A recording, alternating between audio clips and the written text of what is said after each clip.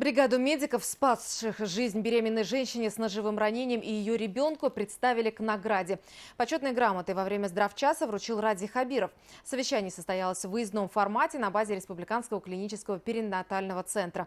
Все подробности у Руслана Батыргариева. Мы ориентированы на недоношенных детей, рождение недоношенных детей, соответственно, и 50% преждевременных родов это происходит у нас в перинатальном центре. В такой ситуации без современного медицинского оборудования не обойтись. Этот транспортный кювез нужен для перевозки недоношенных малышей. Установка используется не только для перемещений по отделению, но и в санавиации. Выездной здравчас начинается с посещения Радием Хабировым отделений Республиканского перинатального центра. Здесь ежегодно принимают до 10 тысяч родов.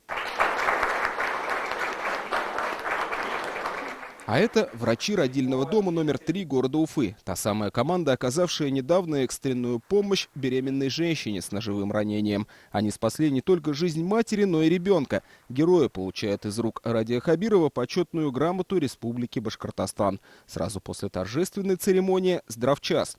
Первый очень важный вопрос – снижение младенческой смертности. Младенческая смертность – это единственный показатель, по которому мы в прошлом году не добились существенного успеха.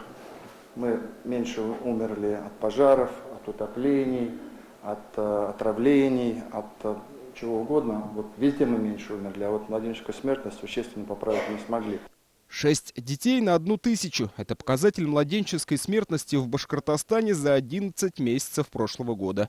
Чуть выше, чем в среднем по России. При этом резко выросло количество несчастных случаев на дому. Смертность детей на дому – это страшное явление. Вот ребенок с мамой уснул и проснулся, мама просыпается, а ребенок мертвый. То есть это тоже надо посмотреть, учить, что нельзя брать с собой спать ребенка. Особенно мама после родов, она устает. Она могла уснуть на 5 секунд, а ребенку много надо. 5 минут нету воздуха, она прикрыла своей грудью ребенка, и ребенок задохнулся.